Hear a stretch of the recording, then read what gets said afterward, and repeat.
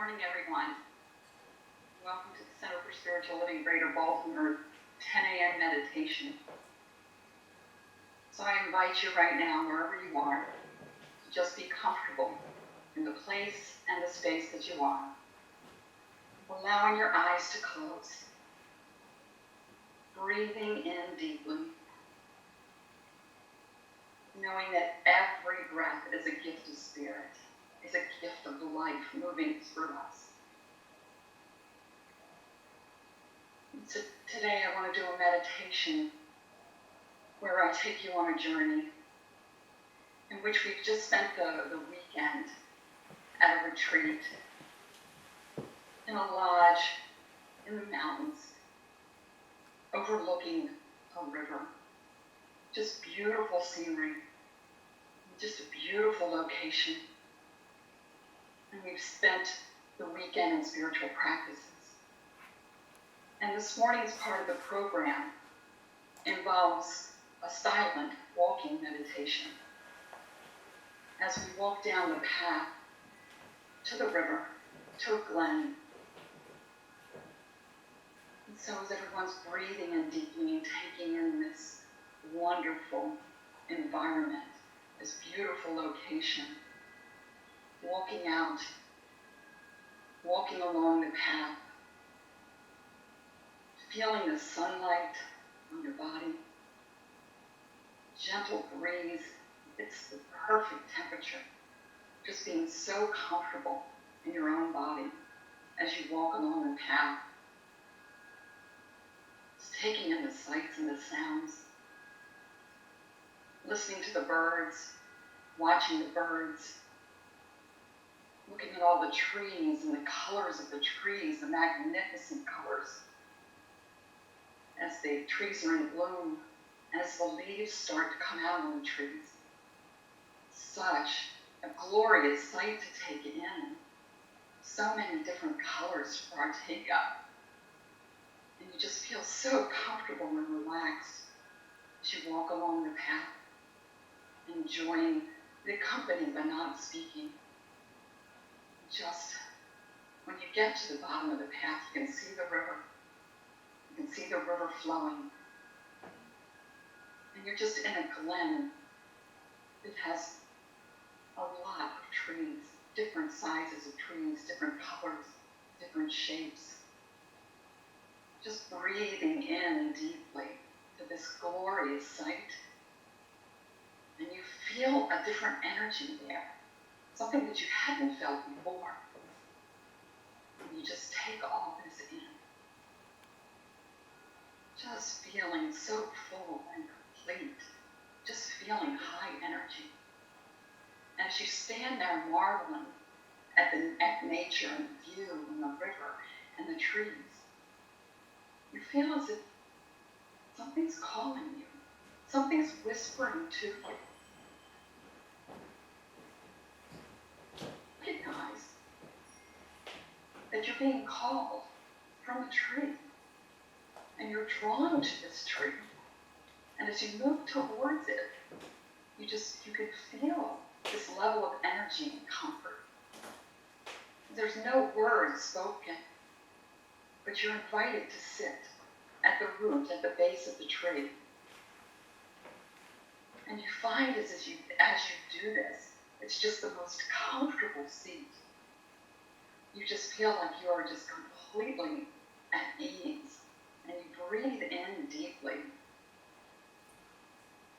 taking in all the surroundings and all the beauty of nature. And you notice that everyone else has found a place and space. And as you feel this divine connection to this tree, you sense and feel yourself melding into the tree. You have a sense of the power of this tree. As you feel your legs go down, like the roots of the tree go down into the earth. You just feel so grounded and rooted in the earth. You feel the magnificent, magical power that comes from the earth, that comes from the mother, that has been there for billions of years, all this energy. You can feel it in your root. You can sense it in your body. And you can feel the majesty of the trunk of this tree as you just realize that you're a part of this, that you're participating in this beauty of this tree, of this energy, of this dynamic force of nature. And you sense that you're grounded and rooted, that your trunk is completely supported. You feel flexible. You feel alive and alert.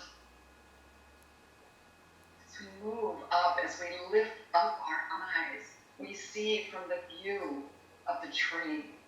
We see the majesty in the view. We can look down on the ground. We can look at the river. We can experience the sky in such a different way. Our arms are lifted upward to feel this energy, to just take in all this beauty and this power of this tree's energy as it welcomes and invites us to partake of nature in a way that we've never experienced before. So we settle in and we align ourselves with the power of the tree. We allow ourselves to feel the flexibility, to feel the swaying that we feel in the branches and even in the trunk of the tree, the ease and the grace and the power and the majesty of this tree as it shares this divine vision of nature with us. As we come into alignment with all of life, experiencing nature as ourselves. We are one. There is only one. This is something that the tree never questions, that it always knows. And it's gifting us with this idea. We open up our arms to feel the glory of the sunlight completely immersed in this light and this energy. And we know as we're taking in this light, as the tree is taking in this light, it's being converted. And the leaves are actually growing on this tree right now. We're in full spring mode with an awakening, enlivening, revivifying nature. And we can feel the leaves growing and opening up. And the tree is creating oxygen, the very air that we need to breathe. We are taking in from the source. Breathing in deeply, allowing it to cleanse our lungs, feeling the wholeness of this, feeling the radiance of the light, the magnificent conversion of energy coming up through the ground, surging as a power, as a force. And we also recognize that as we breathe out, that we're reciprocating, and that our CO2 goes into the tree. We are in oneness with all of life, and it's an amazing experience. As we breathe in, just feel this radiance and this love and this light. We are surrounded and protected and made whole in this natural environment, just taking in the sights and the sounds and the birds landing on the tree and feeling so comfortable. Just feeling a sense of such deep connection and gratitude. Continuing to breathe in deeply, taking in all the colors, looking across the river and watching the trees unfold. And the wonderment of so many different kinds of green. Just a plethora of green that we experience. And such a vibrant wholeness and health. And recognizing that we're a part of this. Each one of us together, sharing this experience. And yet individualized. And now as the trees called us to it, It also welcomes and invites us to breathe in and release anything that no longer serves us. Any ideas, any thoughts, any old hurts, anger, shame, guilt. We're just being invited to release and let go of any could have, would have, should have, might have, and feel what the tree feels, non-judgment for all of life. Just feeling that unconditional love as it moves up the roots, out the crown, and the tips of our finger branches.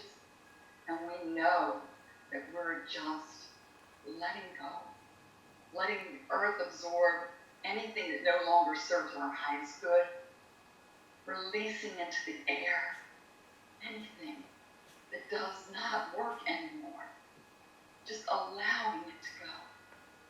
Spending a couple moments here to just feel this divine energy flow up through the roots, so grounded and connected, and out through the branches, out into the cosmos, feeling the cosmic energy and force that is within the tree and that is always within us.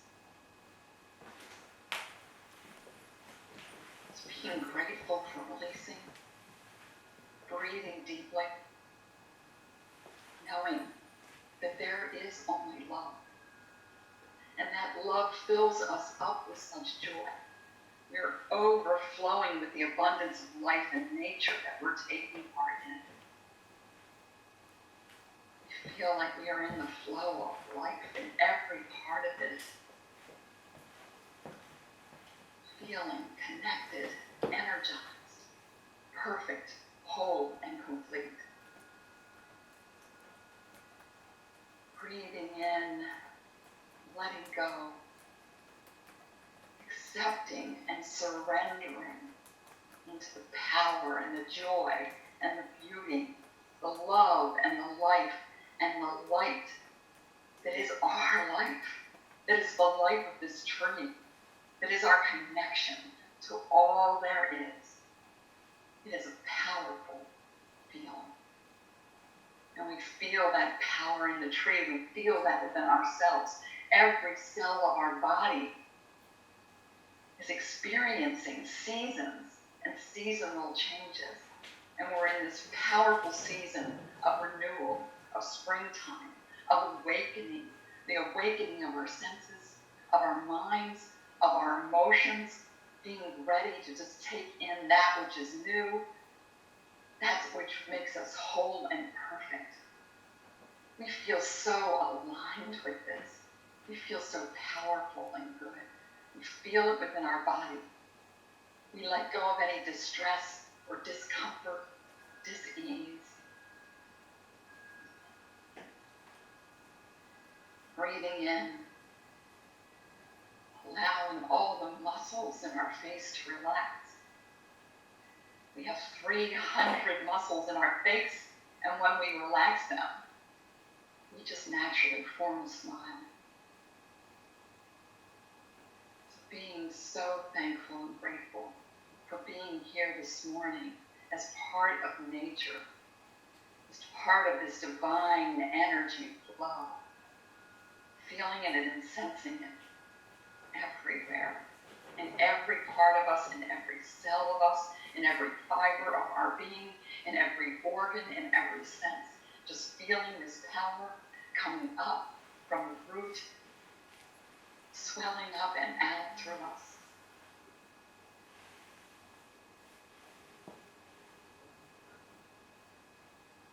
Now we recognize that we've spent our time here with this tree. We recognize that it's time to go, to release and let go.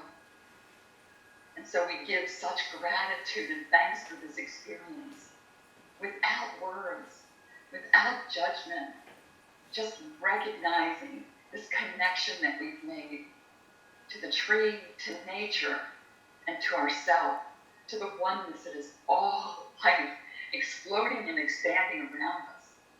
So we give gratitude and a namaste greeting to the holiness to the sacredness of this place and this space and our time in it. Knowing and trusting that creative potential that has created all life, that has imbued life with its power and magnificence, is showing up right here and right now in our experience at all times, every time. Even though we may be socially, physically, maybe physically distanced, socially we're connected, spiritually we are connected. We are never separated from this divine truth and reality.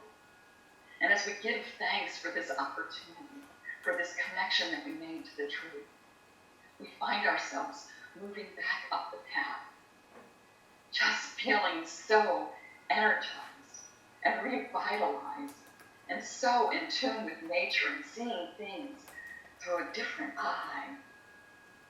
We've been awakened to the magnificent truth of oneness of all of life being expressed through us, in us, by us, for us, with us, because it's all there is. There is nothing else but the magnificence of God expressing as each one of us, as only it can, through each one of us, divine, unique, perfect, whole, and complete. Seeing as the tree sees the perfection that we are, unconditional love and loved and loving that we are. Feeling so grateful for this, feeling in such alignment with this power. Just having the beauty of spending this day in our minds, in nature, and knowing we can go back to this in any moment that suits us. We breathe in and connect anytime we walk outside. We breathe in and we connect with the majesty that is life unfolding, showing itself right now in nature. Completely aligned with spirit, with oneness, with wholeness. With this idea of breathing in that wherever we are is sacred and holy, because that is what we are. Being so grateful for this opportunity to share and come together. Being so grateful for this experience. Being so grateful for opening myself to deeper, greater, meaningful, more experiences. Grateful for knowing the truth of my life. Grateful for knowing that we are here on purpose. To dare, to imagine, to behold, and to partake in a world that works for all. One thought, word, deed, and emotion, and one interaction at a time. We do not just know this, we sense this, we feel this, we accept this.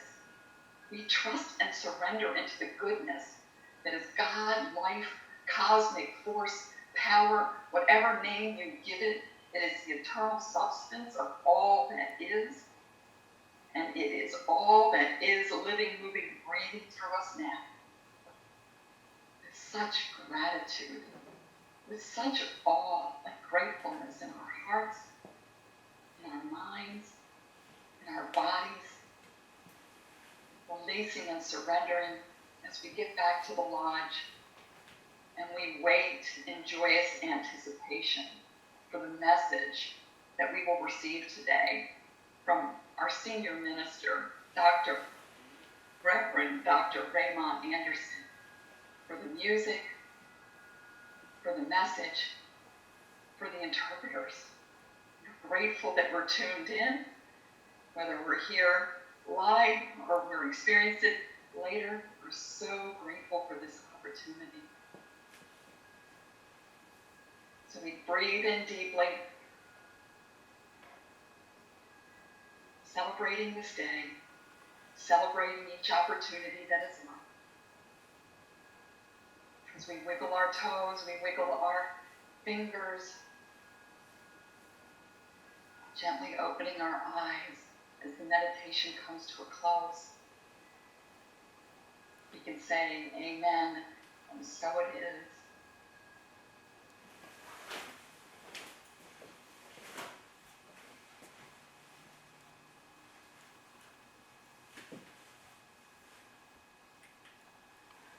Good morning, and good morning to all. I know y'all love that song. Good morning and welcome to the Center for Spiritual Living Greater Baltimore's virtual service. Today, your host is a surprise. No, today I am your host. My name is Tracy Rhymes. I know that was a surprise. And our wonderful, amazing, and hardworking Senior Minister, Reverend Dr. Raymont Anderson, will deliver today's message. And we'll find out shortly if we'll have a musical guest for today. However, we're going to move on with telling you that one of the hardest working women in CSL is our practitioner today, and her name is Sue Monahan. Our amazing and great interpreters, sign language interpreters, are Rainica Permetla and Sonia Chavis. They are assisting with making this service open, inviting, and accessible to the deaf community. At this time, Sue Monahan will give us our opening invocation.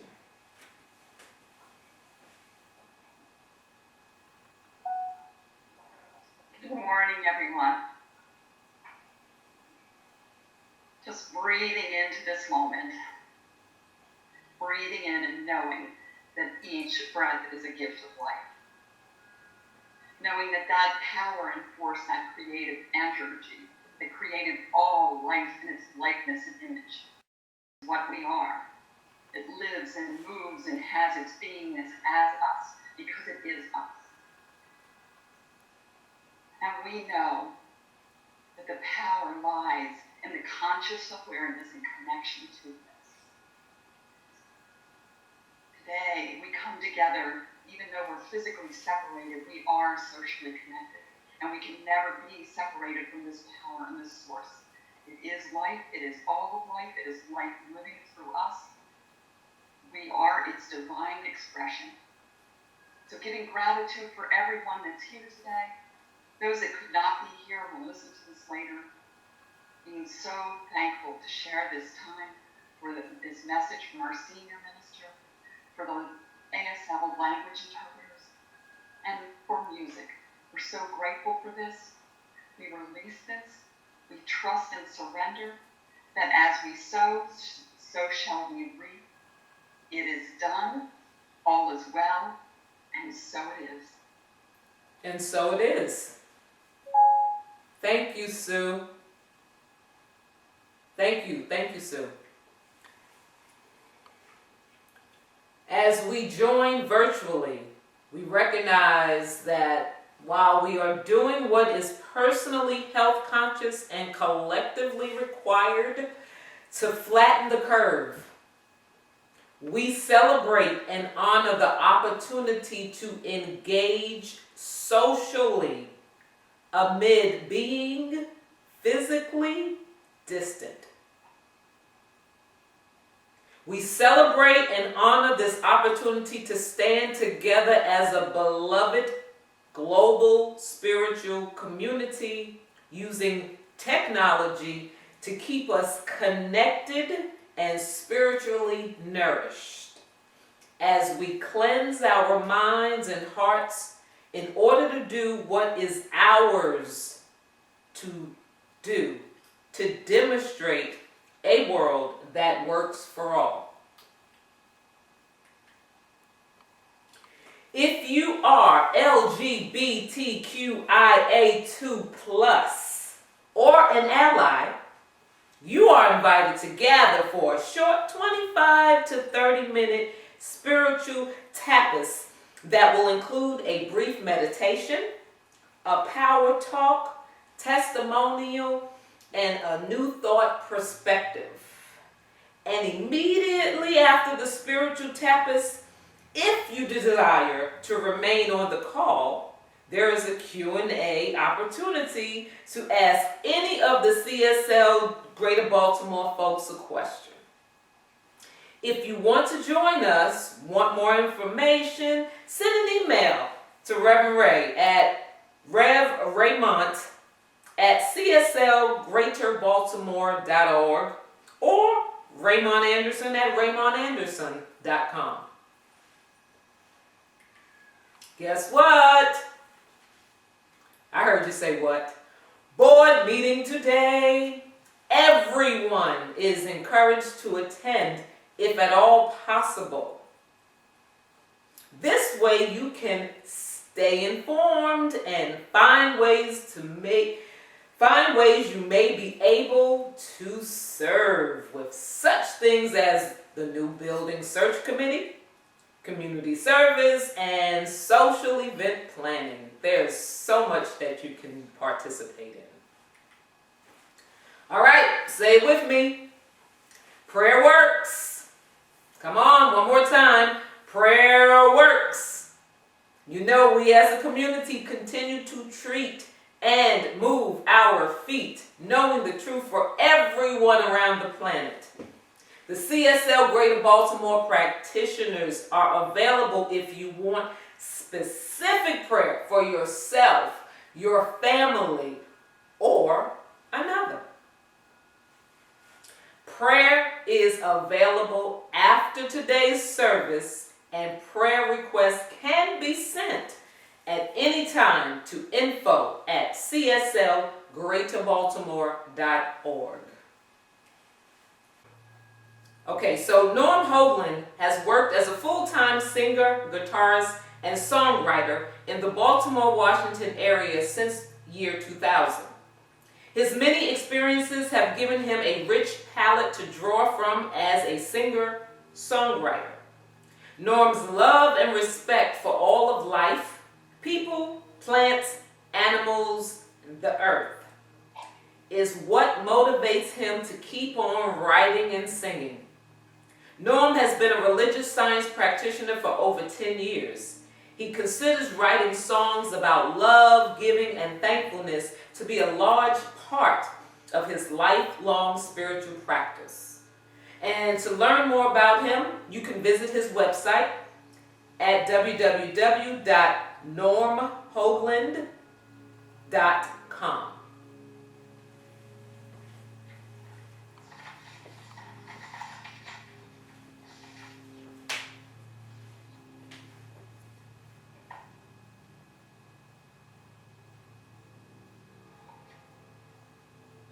Hi everyone. Can everyone hear me? Give me a thumbs up if you can.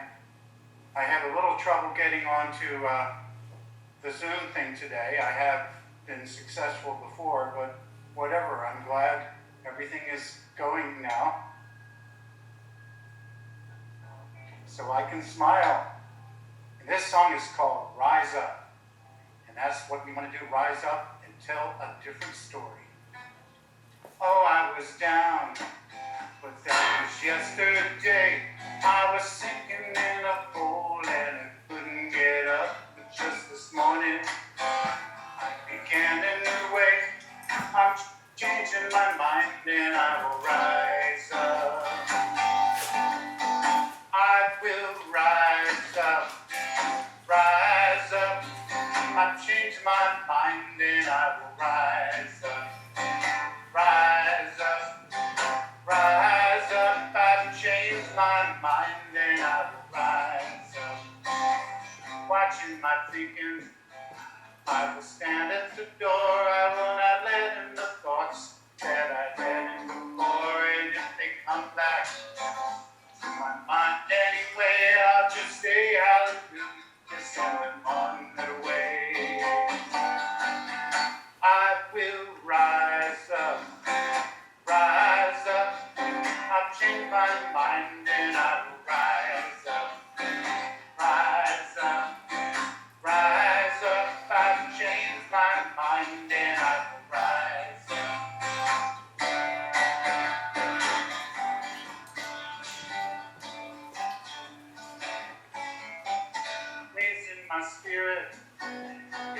time I sing, I raise up everybody and everything.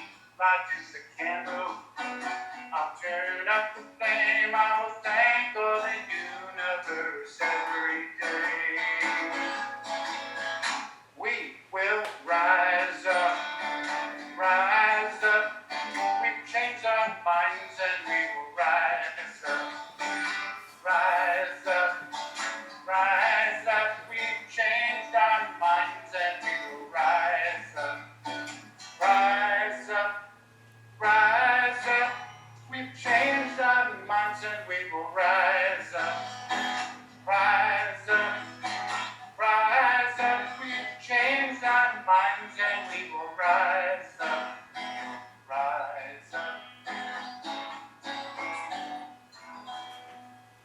Thank you. I feel lifted up. All right. Thank you, Norm.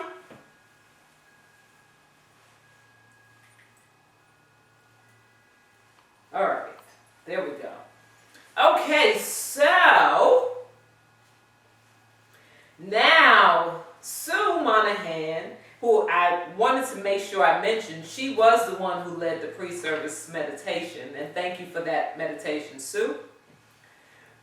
She will now lead us in a in-service meditation that will help assist us with preparing for this message, homework, thought-provoking from Reverend Ray.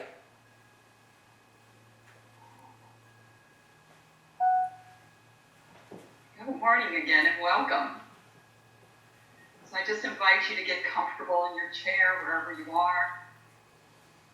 Breathing in deeply, taking this opportunity to just breathe in life, breathe in spirit. And we'll have a meditation followed by a spiritual mind treatment prayer. So as we breathe in, taking in this energy, just quieting our mind and our thoughts. If anything comes up, we just don't attach to it. We let it go. We release it. And today, as we write the next chapter of our lives, I want to do an affirming meditation. We know that as God, Spirit is, that we are created in the likeness and image of His one divine love. And therefore, what God is, we are. I invite you today to breathe this in deeply, knowing this truth. God is light. I know I am light.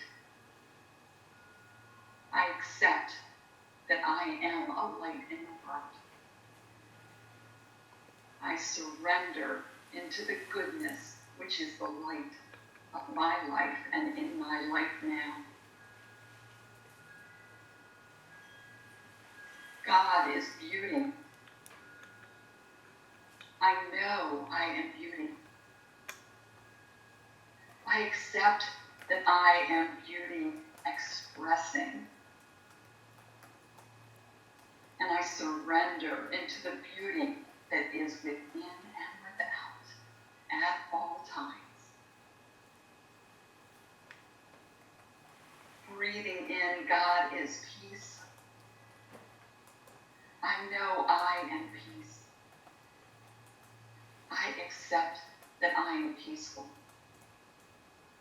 And I surrender into the idea that I am bringing peace into this world now. Breathing in, God is life. We are life.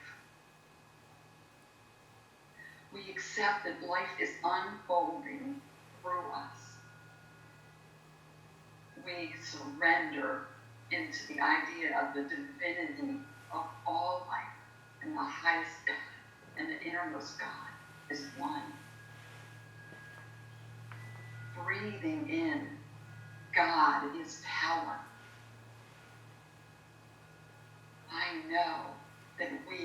power. Accepting that we are powerful. Surrendering into that our choices we make add power. Breathing in.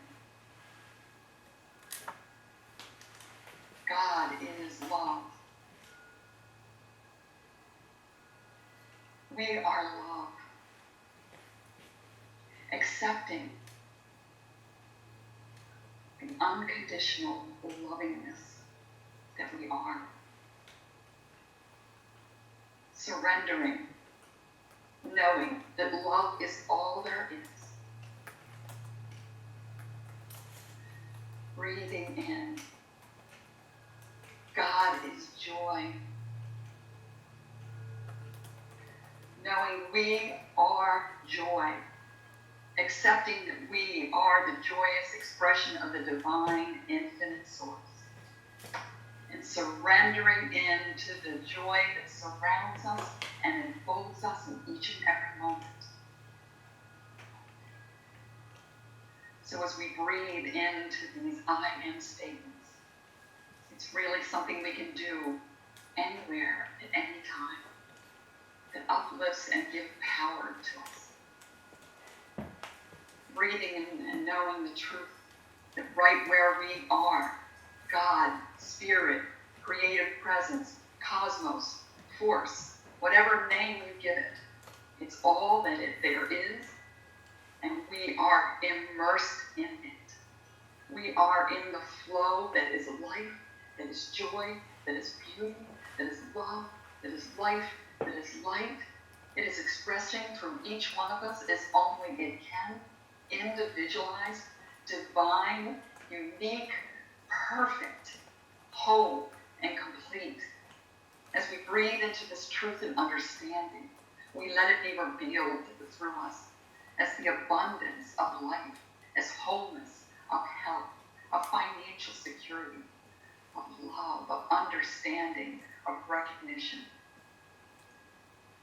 Today we come together and we are so grateful for this life. We're so grateful for knowing and choosing and recognizing who we are. We give power to this belief by our word, by our thoughts, by our deeds, by our emotion, knowing that everything is showing up for her highest and best good to be revealed to us in this moment, right here, right now. We trust and surrender into this divine truth, knowing that it is done unto us as we believe, knowing that we plant these seeds, these I am statements, in the divine soil, and they must be made manifest. Giving such gratitude for this, I release this treatment, I release this prayer into the law, saying, Aho, Amen, and so it is.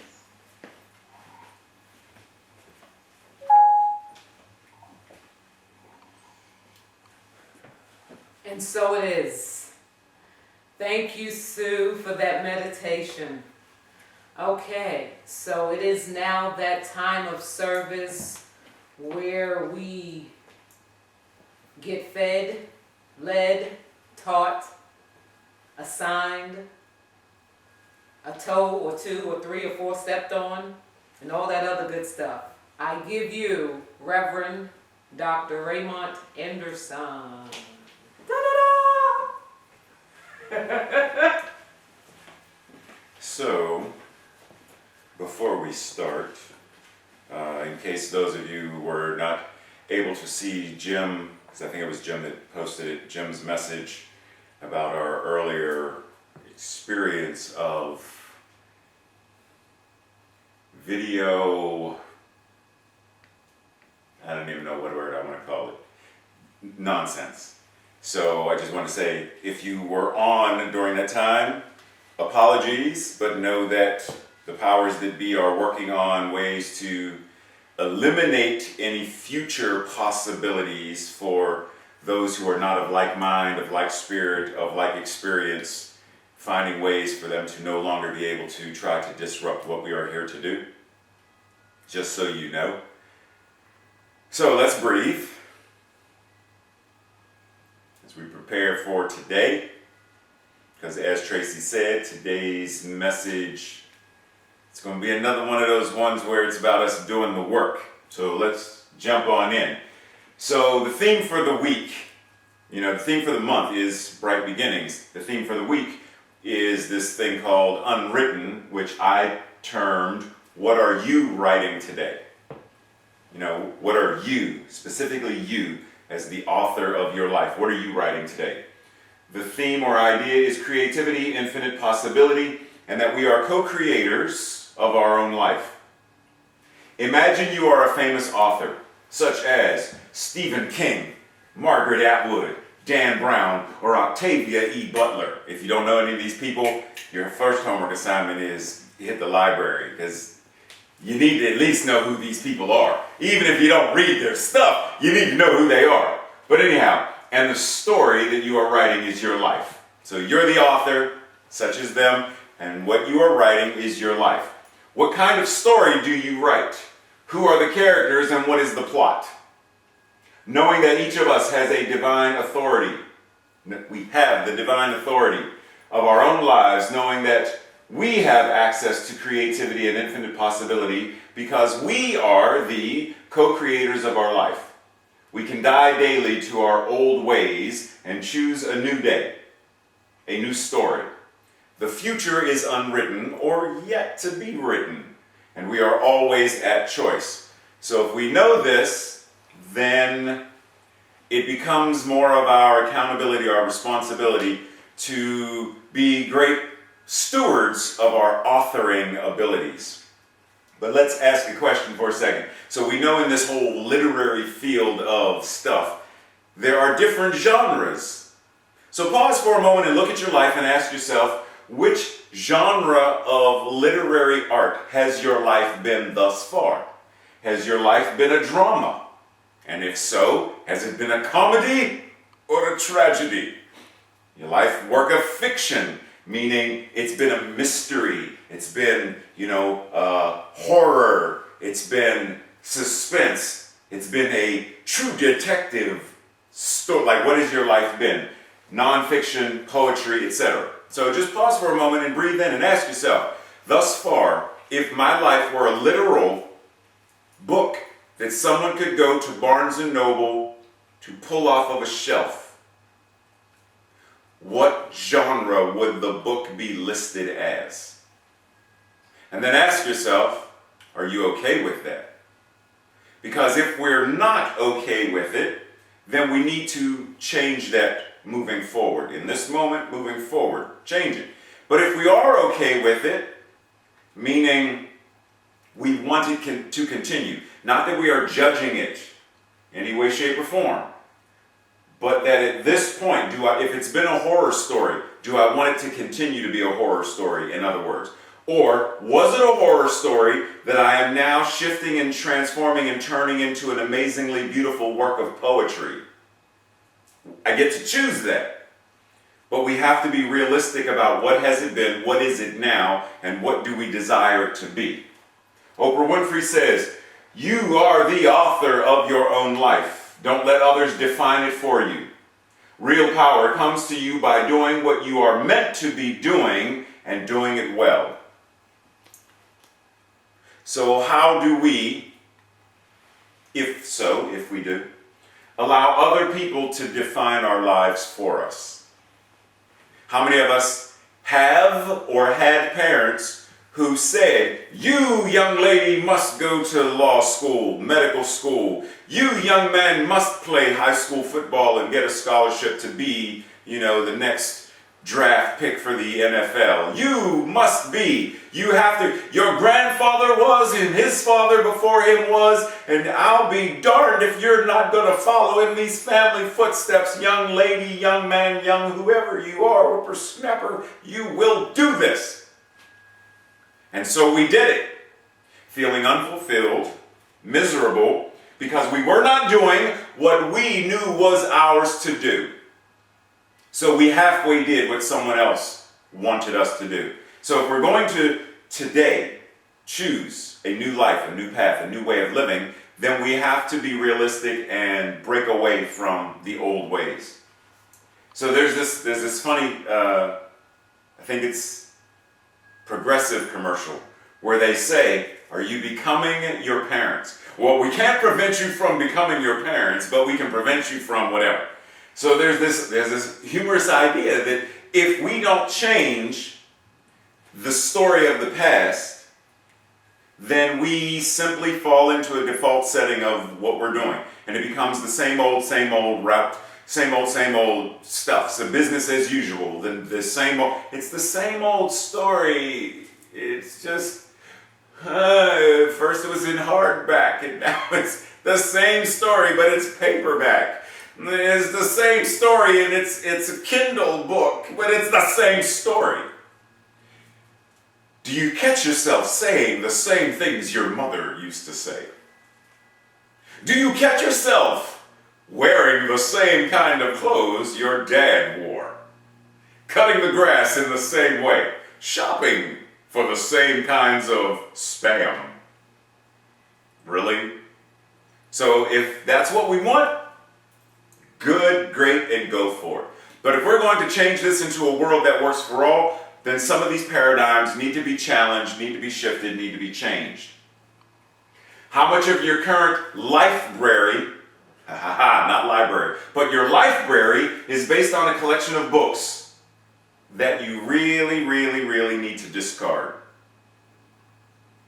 How much of your current habits, traditions, phrases are based upon your hand-me-downs from family, friends, church of past, belief system of past? How much of this library is based upon what someone else wrote in your book, and you took it as the gospel of, and so you lived based on it?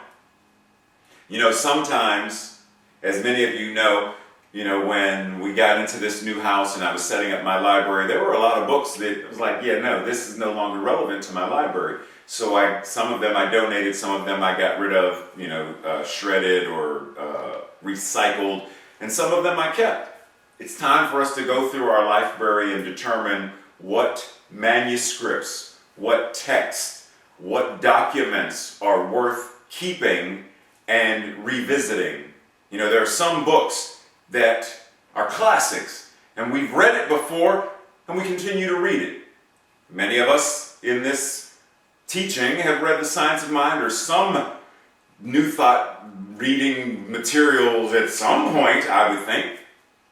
And we find ourselves revisiting them. We revisit the Science of Mind textbook. We revisit certain books by Eric Butterworth. We revisit, High Mysticism by Emma Curtis Hopkins. We revisit Emily Cady. We revisit. And some books we don't.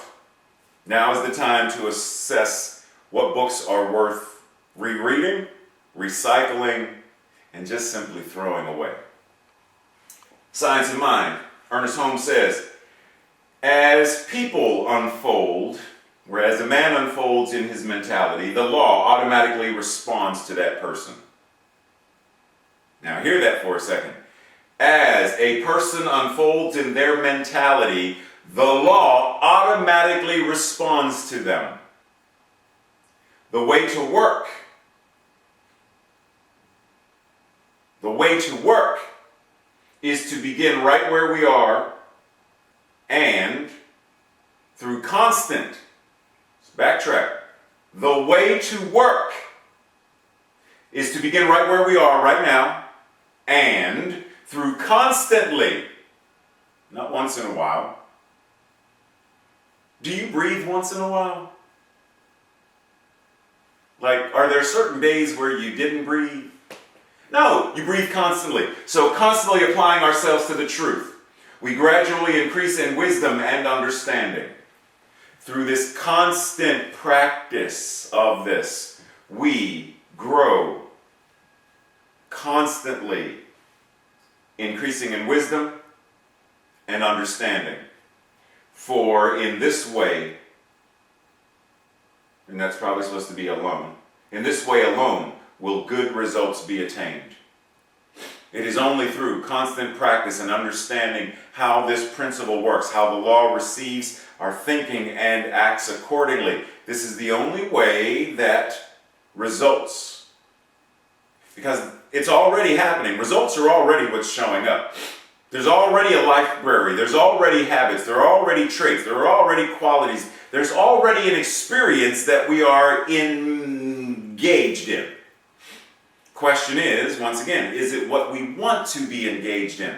Because we're already getting results. Are they the results that we desire? If not, then it's time to change them by changing the way we work this principle. So a moment of reflection, because this whole pandemic thing is a great, amazing opportunity for us to apply this principle. So as you may already know, a lot of people are saying, as soon as the pandemic is over, or some people are saying we're going to get back to normal before the pandemic is over, but this idea of, Tracy's bringing me a napkin right now so I can wipe my nose, so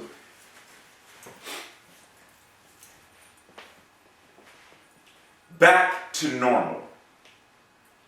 You ready to get back to normal? I'm just saying, are you ready? Think about that for a second. Are you ready for life to get back to normal? And I'm going to put you on the spot.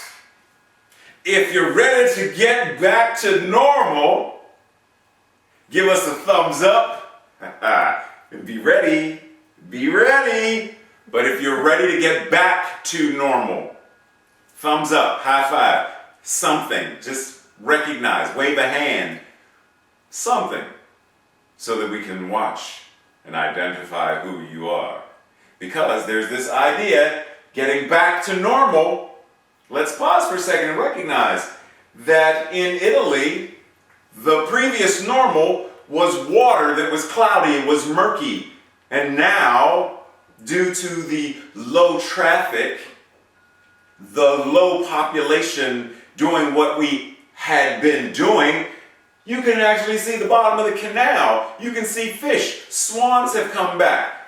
Dolphins have come back to parts of, because that's the new normal. But if we go back to what normal was, then we have to go back to polluting the waters. In the graph here, you notice NASA Earth said that nitrogen dioxide over China has dropped because of the quarantine. And if you notice, the amount of pollution that has decreased. But if we go back to normal, if we go back to the way it was, if we go back to, then it means we have to return to the amount of nitrogen dioxide that was in the atmosphere. So once again, do you want to go back to the way things were? November 3rd, 2019, in India, this is how much pollution.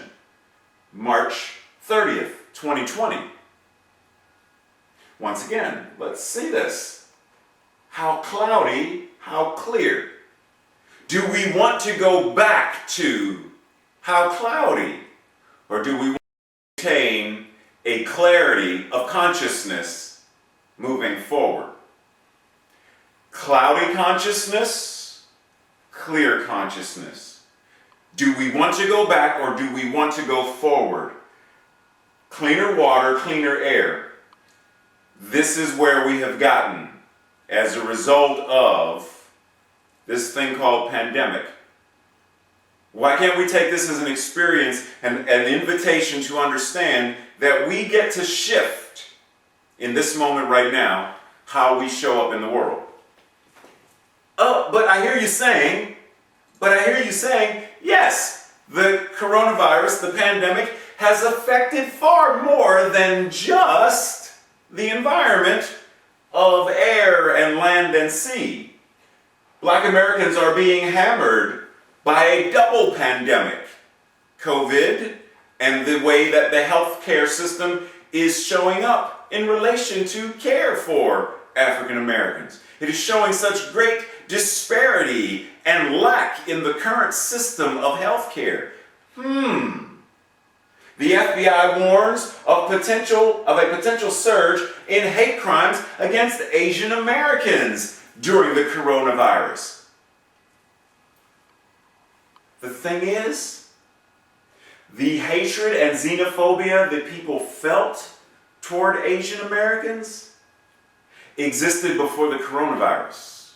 It existed before physical distancing. It existed before the pandemic.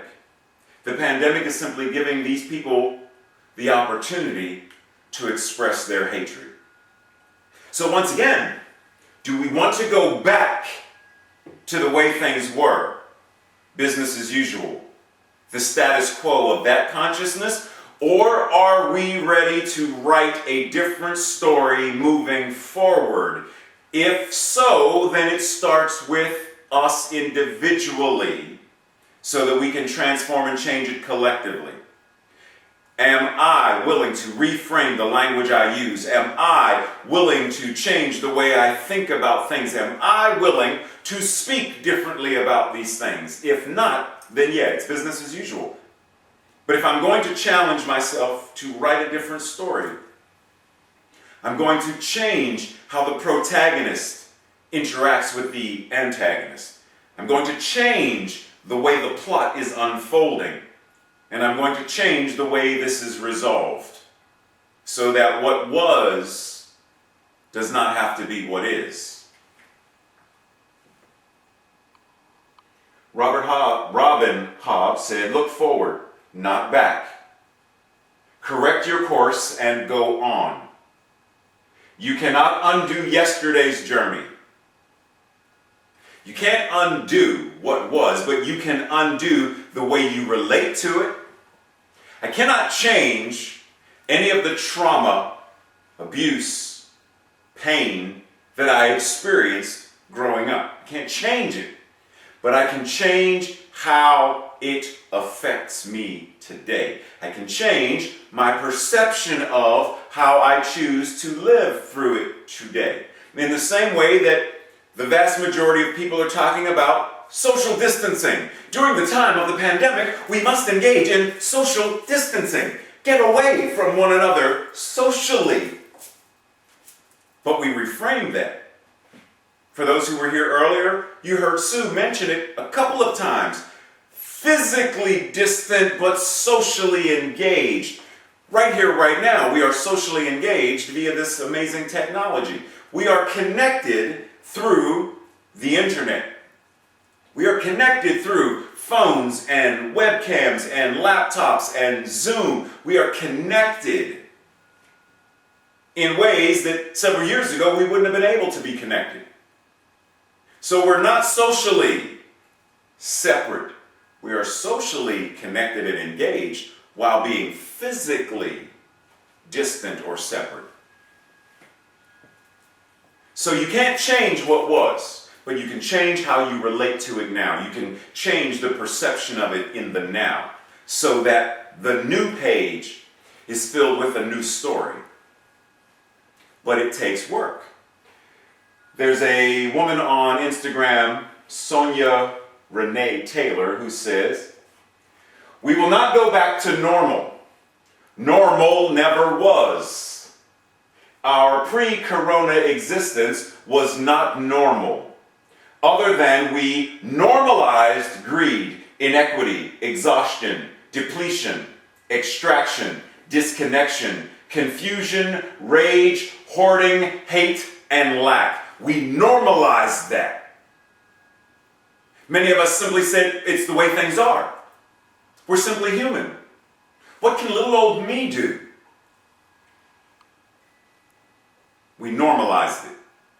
But just because you normalize slavery, just because you normalize women being barefoot, pregnant, and in the kitchen, just because you normalize LGBTQ people having to be in the closet, don't ask, don't tell. Just because you normalize it doesn't mean it's normal.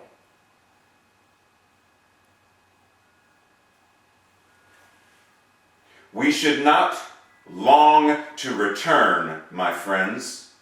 We are being given the opportunity to stitch a new garment or to write a new book. One that fits all of humanity and all of nature.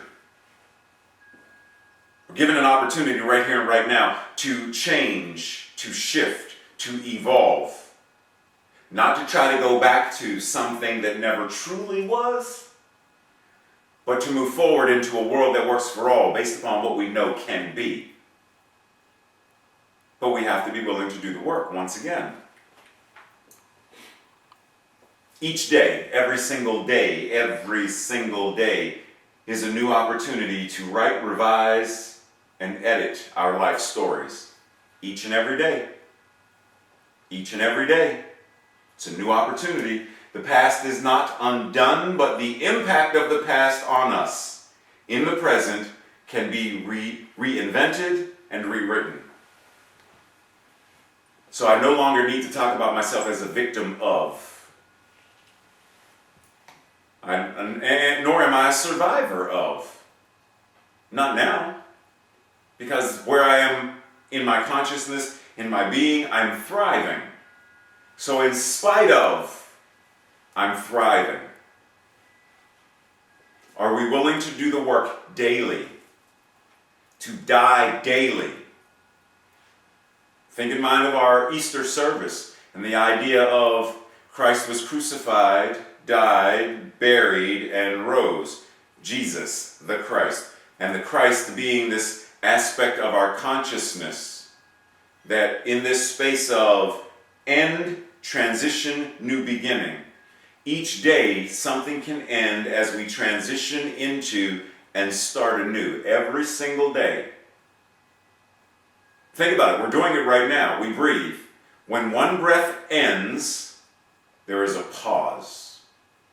No matter how brief, there is a pause. And that pause is the transition to the beginning of a new breath. And when that breath has reached its maximum inhalation, there is a pause, a transition before the next breath is released. We're already doing it. When we walk, if I raise my hand to point, there is the beginning of a motion, there is the end. And before another thing happens with whatever I'm doing, there is a pause, a stillness before the muscles move again. We're already doing this. But are we doing it consciously, consistently, in the areas that we want to affect change in the areas that we want to evolve in the areas that we want to transform, in the areas that truly matter to make this a world that works for all? Are we doing the practice there? Remember, last week I mentioned that Eric Butterworth said that the most necessary time to namaste or namaskar is when you don't like the other person. That's the time to practice. The time to work out, go to the gym, go to the garage and work on the treadmill or the elliptical is precisely the time that you want to do it least. If we're going to shift, change, grow, and evolve, then we have to be willing to push. We have to be willing to erase. We have to be willing to backspace. We have to be willing to delete. We have to be willing to Control, Alt, Delete when necessary and reboot the entire system if that's what it calls for. Reboot my entire theological paradigm and start from the beginning. Reboot my entire paradigm of what it means to experience abuse, to grow up in a house of alcoholism and drug abuse. Control, Alt, Delete. Restart the system. Remove software that is no longer necessary and put software in place that runs the system according to what I want the system to be able to do. Microsoft 1977 is not going to do what I want it to do in the year 2020. So remove it from the system and put a new Microsoft Word, a new Adobe Photoshop. Put whatever software in place that I need to have in place in order to change what I desire to change. Otherwise, I'm simply normalizing the abuse, the trauma, the pain, etc. Ernest Holmes says in the Declaration of Principles, or the We Believe number 8 says, we believe that the universal spirit, which is God, operates through a universal mind, which is the law of God. And that we are surrounded by this creative mind that receives the direct impress of our thoughts and acts upon it. It receives the direct impress of our thoughts and acts upon it. As a person thinketh in their heart, so shall they be. As thought and feeling come into alignment, the law... Pause for a second. There's a book that the title of the book is escaping me right now, but it's written by Mitch Horowitz. And it's something like the Secrets of Self-Mastery, or the Secrets to Self-Mastery, or something like that. It's a small little hardback book. I think it's someone holding a lightning bolt in their hand or something. But nonetheless, Mitch Horowitz, find it. Because somewhere in there, he references a film. And I could be off a little bit, but if I'm not mistaken, it was a Russian film called The Zone, where there was this area in Russia that was cordoned off because it was so dangerous, where if you went to the zone and you either thought or spoke aloud what it is you desired, what you wished for, the zone would manifest it for you. But not quite so easy, folks. Not quite so easy. Because see, the zone manifested what you really wanted, not just what you spoke about.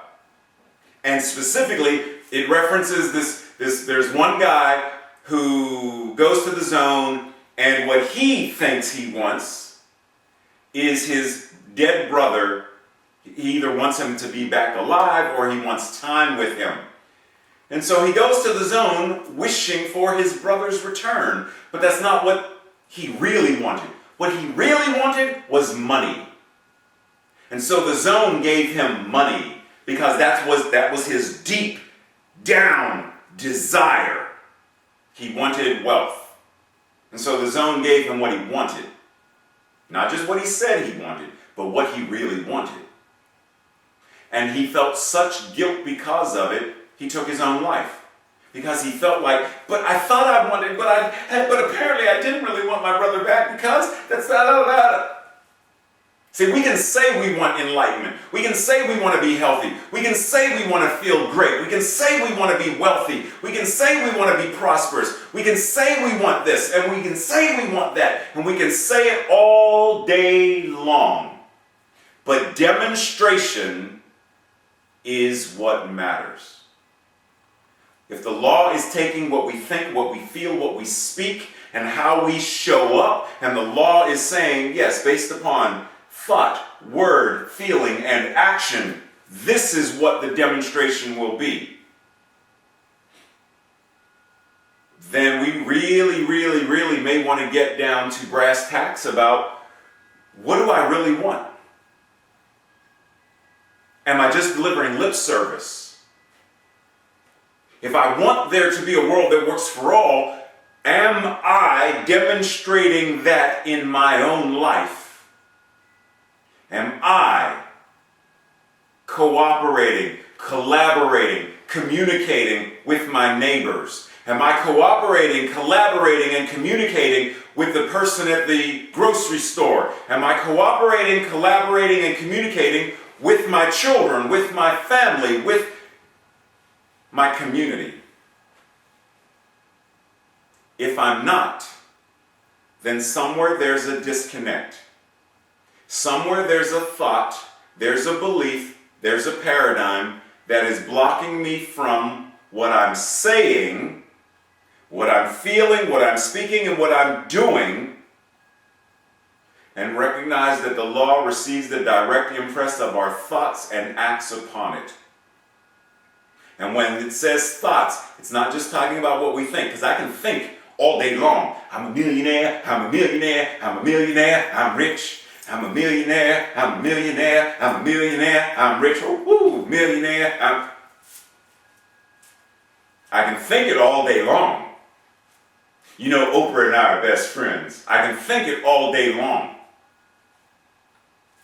But until I think and believe and feel it and know it, then nothing demonstrates. And I have a handful of seeds, and I can think about planting them all day long. You know, it would be great to have apple trees in the backyard, Tracy. Got a handful of apple seeds. It would be great to have apple trees. It would be great to have apples. I could have applesauce whenever I want. I can think about it. I can even talk about it every day. Tracy, apple seeds, apple tree, applesauce, apple pie. Tuesday, Tracy, apple seeds, apple trees, applesauce, apple pie, apple butter. Wednesday, apple seeds, apple tree, applesauce, apples, apple butter, apples are good. Apple cider. I can think about it and talk about it every day. But until, in some point, Tracy's gonna be like, you know what? Just stop talking about it. Be about it. Time to plant the seeds. If you want the tree, you want the fruit, you want the pie, you want the apple cider, you want the apple pie, then plant the seeds. You want a world that works for all? Plant the seeds. You want to be healthy and well in body, mind, and spirit? Plant the seeds. You want better relationships with family and friends and community? Then plant the seeds. Open the book of life, your life, and start writing on the pages. Plant the seeds. With each thought that you choose to think, repetitively. One thought, pew! That's not changing much. But if you think it over and over, then it's like the little, for those of you who may be young enough to have no idea what a record is, it's a little plastic disc that would have grooves carved in it. And when placed upon this thing called a record player, phonograph, that the grooves would cause the needle to vibrate and cause music to come out of the speakers. What grooves, what thoughts are being thought repetitively? You choose how the pages are filled and how you live your life. With each thought that you choose to think repetitively, you choose how the pages are filled. With each thought that you choose to think repetitively, say it with me. With each thought that you choose to think repetitively, you choose how the pages are filled and how you live your life, how you experience your life, how you show up in your life, based upon the thoughts that you think repetitively, because the thoughts affect our feelings and show up as our words, and our thoughts and feelings and words shape our actions. And that's what's showing up in our lives.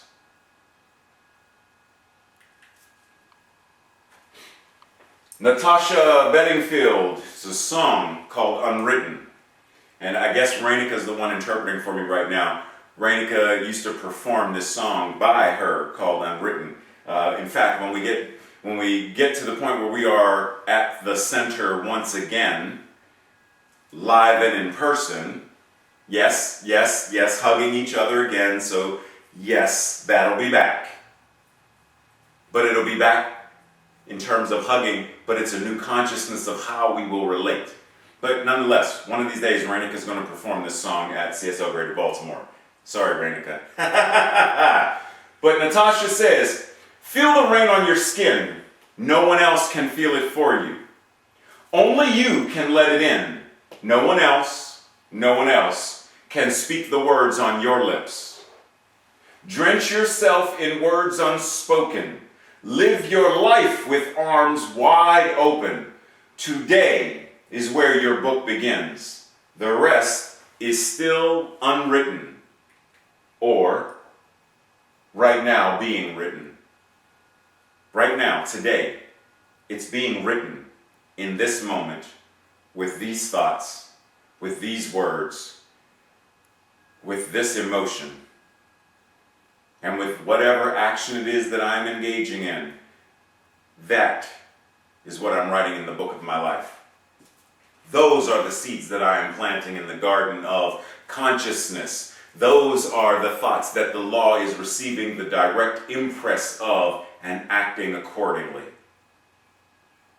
So if you're ready to bust out that fountain pen, you're ready to write in the book and write life and life abundantly. You are ready to demonstrate that which you say, because being in alignment with what you say and what you feel and what you think and how you show up, if we are ready to move into alignment with that and live according to that, then this week's call to action includes 1. Journal about your old genres and what impact the old library had on you. Just journal about what books, what stories have been in your library and how they impacted you. So suppose in your library there's a book, such as one in mine, that was about household plumbers, household of alcoholics and drug addicts. Okay, let's read it. How did that book affect my life experience? It made me not want to have company over. It made me not want to have friends over. It made me not want people in the house, lest somebody in the house be drunk or high. So I didn't have friends in the house. We stayed outside. So as a result of me staying outside, I rode my bike more. I went to the park more. I practiced martial arts outside more. It made me appreciate outside more than inside. That's how that book, that's how that writing piece of literature, literary craftsmanship, affected my life. So journal about your old genres, the books in your library and how they affected you. 2. Explore how you are currently, that means right now, currently writing your life. What nouns, verbs, adjectives, etc. do you typically use to describe or define you and your life, including how other people are in your life? For example, when you are talking about the neighbor next door, do you say, "Oh my goodness, she is so nosy"? Is that the adjective you use to describe, to define her? Because it's being written by you. It's being described and crafted by you. And is that how you want to craft that character in your story? As the nebby old busybody, chapter 5. The nebby old busybody, who could not mind her own business, was always looking through the curtains of my home. And so, in order to get revenge, I took her cat.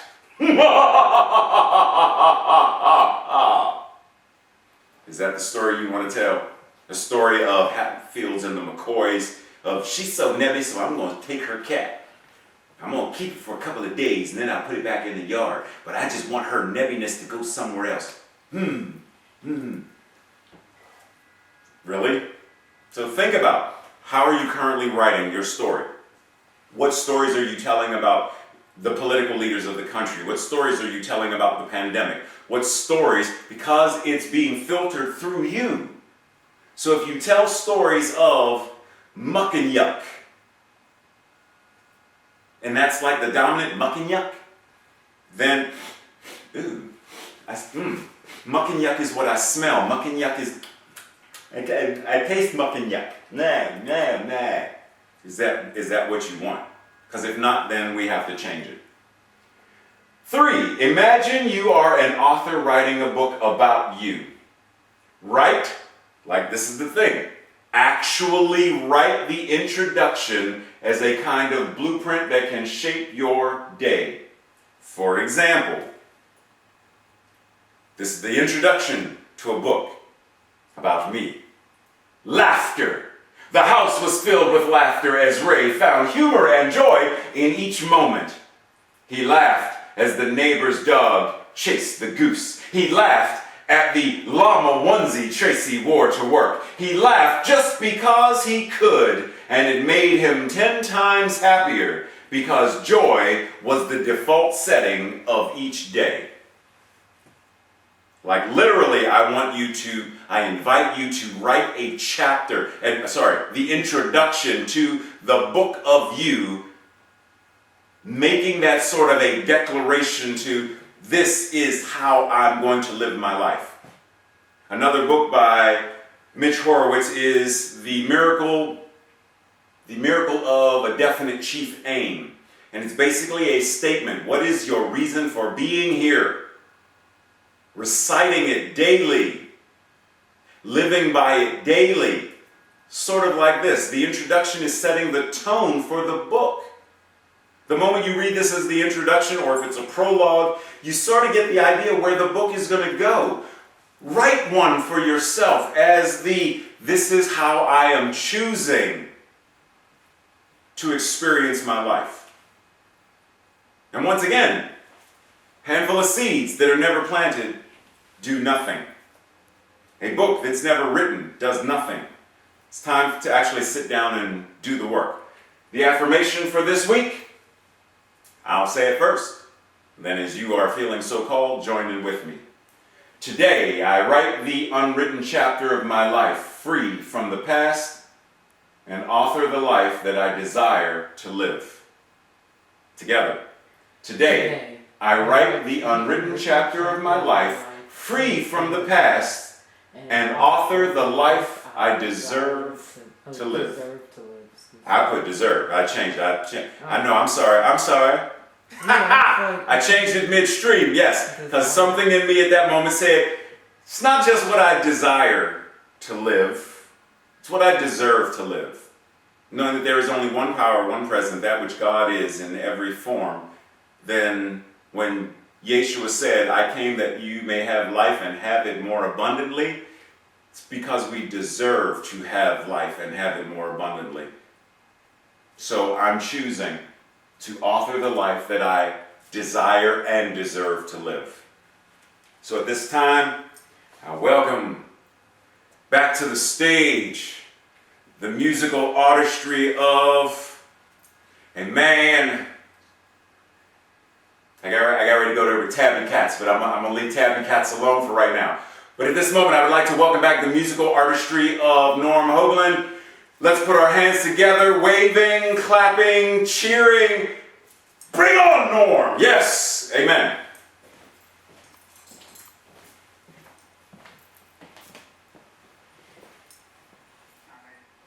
I guess you can't see me because my video has not been started.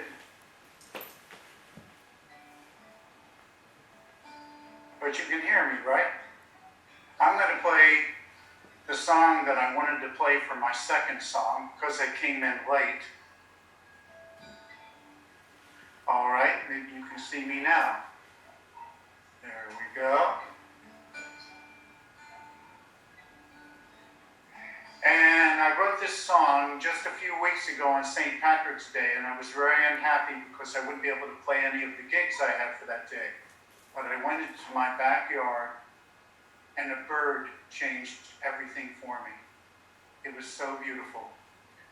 I heard the news, but I heard the bird song. I heard a cry, but I heard the bird song. I heard a jet plane roar across the sky, but I heard the bird song. I heard the bird song. I saw the paper, but I heard the bird song. I read the words, but I heard the bird song. I felt sorrow, fear, and trouble, and I felt rage, but I heard the bird song. I heard the bird song.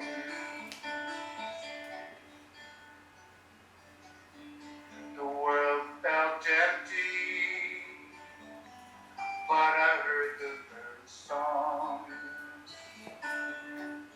Then I saw someone, and I heard the bird song. They said hello, smiled and waved a hand, and I heard the bird song. I heard the bird song. How can I feel lonely or be afraid when someone walks beside me and helps me through the day? I gotta lift my eyes up, keep looking and say, I heard the bird song. I heard the bird song. I heard the bird song. I heard the bird song.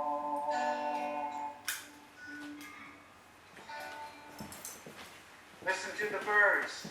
That's what I did.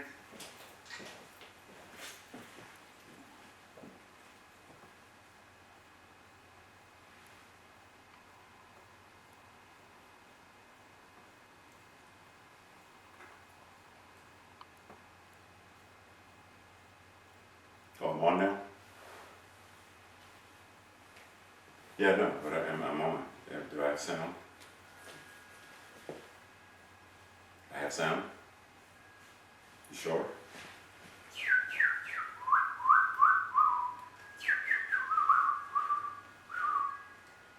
Listen to the birds. If y'all can hear, I'm not on the thing yet, Tracy's messing with me. She's such a director. Oh. Norm said, listen to the songs, listen to the birds, listen to being present, because like right now, it's funny, sorry for the segue. First of all, let's put our hands together once again for Norm. Thank you very much, Norm, for all that you do, for all that you are in the world. Much love and appreciation. So as I was listening to Norm's song, one of the things that came to my mind is, so outside the house, there are 4 different wind chimes. There's one close to the door, it's a larger one, and then down near the tree there are 4 smaller ones. And all 4 of them, 3 up, what? There are 3 down here on the tree. And all 4 of them have 4 distinct sounds. And Tracy and I had this conversation the other day where she can only hear one of them. Like even when she was down near the mailbox, which is closer to the tree, she still could only decipher the one tones that were coming from the larger chimes near the house. Like right now I can hear them, and I can hear the ones near the tree too. But what came to me as Norm was singing the song is this idea of sometimes what we want to do is get quiet enough to actually hear, to actually perceive love, joy, health, like whatever it is, because it's already there. You know, if we're talking about this idea that God is all there is and it's everywhere present all the time, and you know, God is love, God is joy, God is whatever it is, then that means it's present all the time. And if it's present all the time, then even in the midst of trauma, sadness, despair, compassion, love, benevolence, veracity, magic, whatever it is, has to also be there. And sometimes what it means is turning down the volume of, this is why people refer to the still small voice of God. Because oftentimes the noise of the world is so loud, the traffic, the sounds of the cars, I don't hear the birds. The noise and the traffic, I don't hear the ducks down at the pond. I don't hear them because my ears right now are attuned to the sound of jackhammers constructing and the sound of bulldozers bulldozing and the sounds of, like, that's all I hear. And sometimes what we want to do is turn the volume down on that and raise the volume of spirit, raise the volume of joy, raise the volume of, and recognize that it's always there. So thank you for that reminder, Norm. So at this time, let's be reminded that we have multiple ways to consciously give, to be not only in the flow, but as the flow itself. As we give through the website, via PayPal, we have paying via texting, or you can send a check, money order, or cash. No, I'm just joking. You can send it via postal mail by contacting Sue. So just know that all of these methods are available to you, and that you can always go to the cslgreaterbaltimore.org website to get that. Or if you have questions, feel free to contact anyone from the board, send an email to me to answer your questions. Because once again, what we want to know is that even in the midst of this experience called the pandemic, that we are still connected as a beloved community, that we are still engaged in this spiritual practice. So it does not matter where we are, where we're being fed, or how we're being fed. So it doesn't matter if you go to a restaurant, you still swipe your card or pay. And if you order takeout and they come to your house, you still swipe the card or pay with cash. Like, you still do it. So let's keep in mind that not only are we maintaining the financial stability of the center, but that we are engaging in the spiritual practice of circulation, that we are engaged in the spiritual practice of tithing. Because it's not just about, once again, this may be one of those areas where we want to find a library book about tithing, donating, offering, and what we think it means versus the spiritual law and spiritual principles that it applies to, so that we can engage in it consciously. So together, our prosperity declaration. I joyfully, consciously, and gratefully participate in the law of circulation. I trust in the spiritual principle that says, as I sow into my beloved community, I demonstrate my awareness of standing not only in the flow, but as the flow itself. As I sow of myself, my time, my treasure, my talents, I demonstrate my support and engagement in my community's vision, mission, and purpose. I actively give as a demonstration of manifesting, of reaping, the harvest of a world that works for all. So anchoring in this, we know that every tithe, every donation, everything is a spiritual investment into what this community is and is ever, always, infinitely, eternally becoming. Knowing that as a result of the tithes, the offerings, the spiritual giving of time, talents, and treasures, of being a member who is active, loyal, and supporting, knowing that the entirety of the greater Baltimore area is being served by this community, by this teaching, by what we offer and what we do. Knowing that this is so, we anchor it into the law, knowing that the law receives the direct impress of our thoughts and acts accordingly upon it. Amen. So at this time, we invite you and encourage you to have and make it an amazing day. Like, go out in the world, being physically distant, but go out into the world via your consciousness. Like, make today great. Do what serves you. Do what is passionate to you. Do what brings you joy, what brings a smile to your face. Make sure that today you engage in some way, shape, or form something that lifts you up and reminds you how magnificent you are. So before I do the closing benediction, I want to remind you that for a brief moment after service, if anyone wants prayer, make sure that you let us know so that you can be placed in a breakout room with a practitioner. I believe we have 3 or 4 practitioners online right now who are ready to assist. And then once that is over, we will transition directly into the CSL Greater Baltimore board meeting. So just be aware, that you may be getting ready to get asked, are you here for the board meeting? But you don't want prayer, because then we'll leave you in the room. Gives you time to go get coffee or tea or potty break or something. But for those who want prayer, either type into the chat that you want prayer, or when asked, just raise your hand so we have an idea. Cool? So this time, let's anchor in prayer, knowing in this moment that that which God is, that which Spirit is, that which love is, that which joy is all there is. It is that and so much more. It is that to such a degree that, as the Bible says, if everything about Jesus was written, then the entirety of every book ever could not encompass or hold the truth of all that he has done.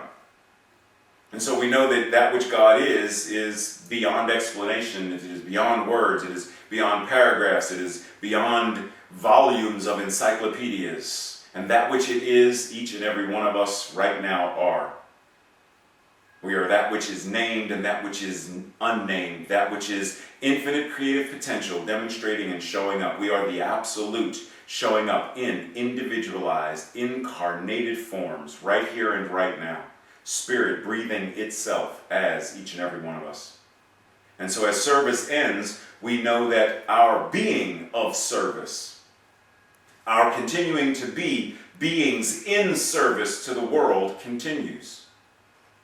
And so we anchor into what we heard today, we anchor into the music, we anchor into the truth, we anchor into the lesson, we anchor into the call to action, we anchor into this idea, this realization, this truth, that heaven, love, joy, magnificence are within. They are our consciousness, and we recognize it and we experience it when we become aware and conscious of it.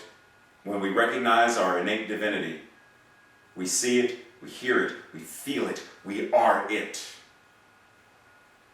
And so surrendered into the law because I know it is done, surrendered into the law because it is great and it is good and it is delicious and it is powerful.